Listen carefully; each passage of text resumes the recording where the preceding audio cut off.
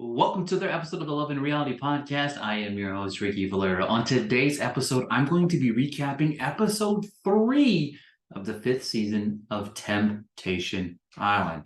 So far, we've had some interesting dynamic laid out with our couples.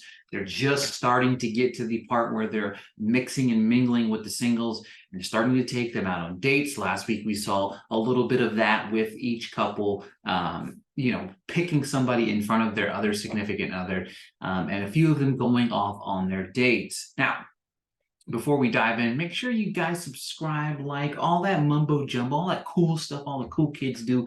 Share it with your friends if possible.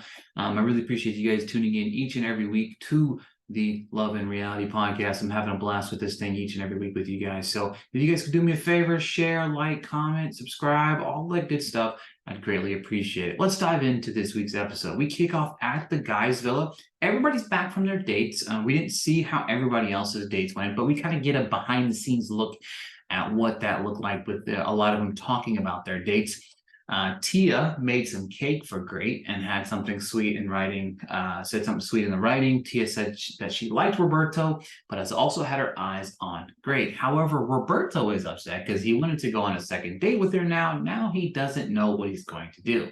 On the flip side, over at the girls' villa, Paris said that her date with Christian was fun. And he was a gentleman and had some more fun with him than she ever did with Great. Bombshell, right? You know what I mean? She talks about how she had so much fun with him. She had more fun on one date with this man than she ever had with Great. Like, that alone, to me personally, feels like that's a red flag that you should be moving right along with that. Someone asked if she's ready to take it to the next level. She said, yeah, real bad. What is going on right now? But this is where. This is insane. Whenever you heard this said, you knew this was going to be like the clip when we're at the bonfire with the guys. But she said if there wasn't any cameras, she would suck his dick. Seriously, guys, that's what she said. Not her words, not mine. Instead, she's going to act like a good girl. Paris said she was ready to marry Great and have babies, but now that she's here, she is confused. If you're willing to even insinuate or say that you are willing to suck off a man that's not the person you came with, let's talk about another red flag. Tammy sits down with Great and asks what's going on between the two of them since he didn't ask her out on the date. She goes on and on about having to have a connection. He interrupts to tell her that he was going to take her out on his next date. Roberto and Christopher sit down to chat and ask a million questions about whether or not if he's going to stay with Vanessa. He said, I really don't know. I don't know if I'm going to leave this place with the person that I came with. He had followed by saying, when shit is good, it's good, but when it's bad, it's bad. Sebastian and Maricela are chatting it up and said he's salty because no one picked him on a date quite yet. And of course, this followed by her asking him out on a date. Paris followed through and finally asked Tahij out on a date, and they both are giddy since they've been mushy all over each other. Nafisa confronts Great about him talking to Tammy, and she said that they are on a date. And that Great invited Nafisa back to his room to cuddle. She thinks he's playing games by inviting Tammy out on a date. She said the only person she has eyes on is him. Everyone is heading for their second date. Great said he's excited to go on the date, and Tammy wants him so bad, and he doesn't want to give into that temptation yet because he's still thinking about Paris. Hal and Michaela are out on their second date together. She asked about his age and kids, and he said he wants a little one ASAP. She said she really wants kids. Hal wants Michaela to block out the fact that he has a fiance so that he can continue to grow together and see him for him. First off, Paris now does not know how to ride a bike, which causes her to be left behind of the group because this is like a bike riding adventure with the group. And Tahajik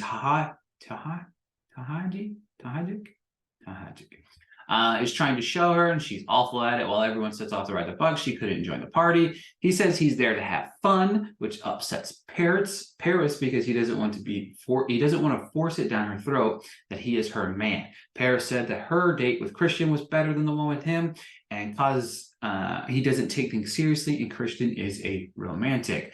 Paris slams Vanessa, saying she didn't flirt with Bryce. She said don't flirt with Bryce, but she's going around trying to take everybody else's date. Like, that's definitely weird. Vanessa asked Griffin out on a date, and she said she knows that he's interested in Caitlin, so she isn't sure he's happy she picked him. Let's see here. Blah, blah, blah, blah, blah. Party time at the guy's villa. Hall is freaking out because Michaela is shaking what her mama gave her. Tia is upset because her friend Desiree is mucking it up with Roberto, who has his hands all over her. And I mean all over her. And then he tries to kiss Desiree, but she won't. She won't until he talks to Tia. He rushes over to get Tia. They have a three-way conversation here, which was definitely an interesting dynamic. Desiree is saying that it happened organically. Roberto says that he's been getting a really good friend vibe from Tia, which is not a good sign. And he likes Desiree. Tia makes Desiree leave. Tia tells him that she isn't looking for anything and that she wants him. And says this several times. I mean, she threw herself at this man saying, I want you, I want you, I want you, I want you. And he is like, sorry, the ship has sailed. Cold-blooded. Like, I'm talking cold, like that's cold-blooded. Over in the girls' villa, Paris said her date with Christian was fun. He was, hang on, sorry guys, I went too far down. Blah, blah, blah, blah, blah. I went too far. All right, here we go. Back to the girls' villa. We have a party, and the ladies are throwing it down, shaking what their mama gave them. Paris and Tahaji are back again, and they're on again, off again romance. Vanessa confronts Bryce and said he is being hesitant and is frustrating her to death. So she says to him, she wants him and wants him to make more moves. She wants to give it all to him. And I mean, she wants to give it all to him. Her words again, not mine. At the guy's villa, Hall announces to the crew that he's having doubts. He's been so desperate to find someone that wanted a family, and Caitlin hasn't always been. Has always said to him that she would give him that family, and doesn't light up when he wants her to talk about it. But with Michaela, she just kind of lit up with this big, ginormous smile on her face, talking about family. Paul sits down with Michaela. He talks to her and talks about how Caitlin is the love of his life, but Michaela talked about children was everything to him. Michaela says to the camera that if he wasn't engaged, she would let her wall down to see if there was something more. But the more he comforts her, maybe it's the right person, wrong time. Christopher says that he is feeling Abby as something that he could take to the next level. Mark arrives to talk to the ladies. He says they're going to have their first bonfire tonight without their significant others. So tonight, they were seeing what's going on with their men. As the ladies walk towards their bonfire, Vanessa's talking about how she's going to see what's going on with Berto, and if she's going to flip if he violates those boundaries. Now, this is the same woman like 15 minutes ago in TV time that was mushing it up over Bryce, right? Talking about how she's going to lay it all on the line for him and wants to give him it all. The double standards on the show are hilarious to me. I mean, I understand it's TV, but it's funny to me, always will continue to be funny to me. Moving right along, Caitlin kicks it off. Of course, to surprise nobody, the bonfire, they show a clip of their significant other doing something or saying something or something like that, doing something they shouldn't be doing or saying and stuff like that. So to much the surprise to literally nobody here, they showed the clip of him talking about Caitlin not wanting that family right away. Through the entire time he was talking, she shrugged her shoulders. I mean, she just was like, meh. She's glad he is opening up to the guys, not so much to the girl per se, but she did admit she doesn't want to have kids yet, and she feels she's 3 or 4 years left before having kids.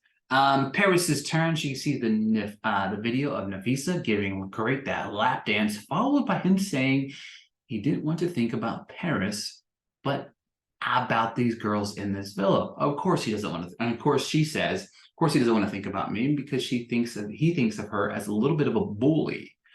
She said that he needs to be treated that way to become a better man, which that's a different topic for a different day. That's not it. She starts to cry. She said she wants to be happy and wants a man that protects her. Mark asks why she doesn't feel that way, and she said because he grew up with a family and she didn't. She said her dad was so strict that she feels like she could never please him.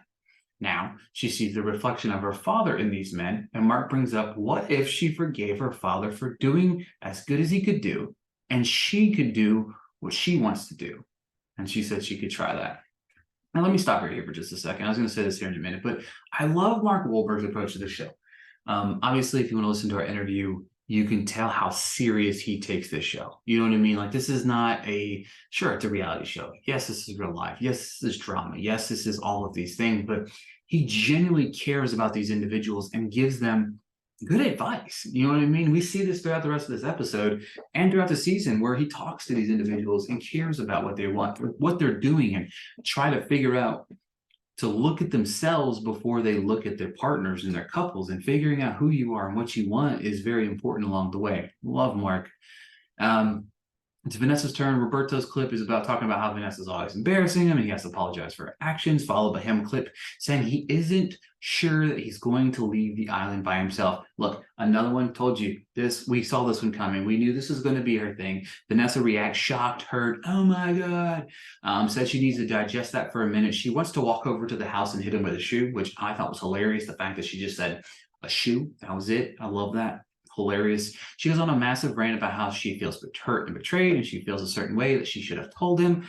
Mark asked if she had ever had someone broken her down before. She said it happened once and it hasn't happened before. Again, God, I love Mark. Maricella's turn. Christopher is running down how he feels about one of the girls being altogether emotionally, mentally, financially, followed by him dancing with a girl. Maricela mentions that she has told him she might not be the one for him. Again, I don't understand. If we had these conversations, then why are we still together, guys? Like, these are just, I feel like these couples are going on the show just to be like, we're done. You know what I mean? Like, that's it. Boost, we're over. You know what I'm saying? And then she said that she isn't a place where she wants to be. She's not in a place where she wants to be with all the things that he mentioned. Maricela mentions that she's always working to be what Christopher wants. Mark asked her how it felt to say that out loud, and she said it felt really good.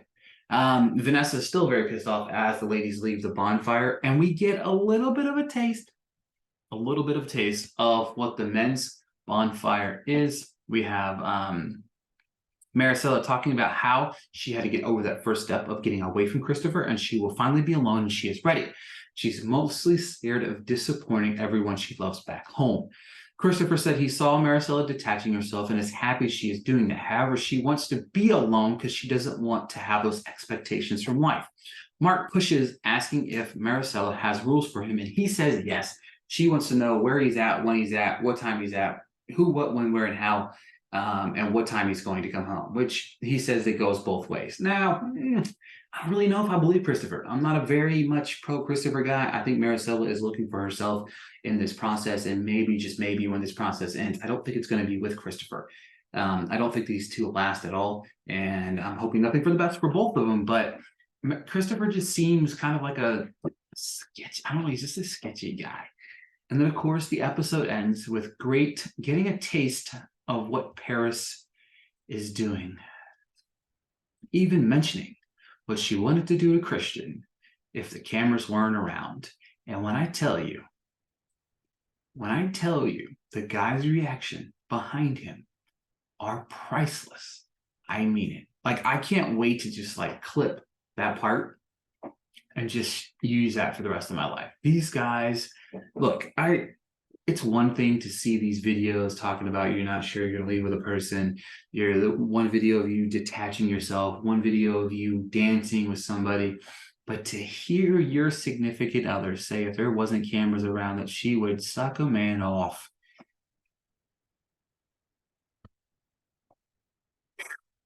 Look, I give all the credit in the world to the editors, producers, and everybody for using this as a cliffhanger. Brilliantly done, because everybody that will watch this is going to be, I want to push play on episode 4 ASAP.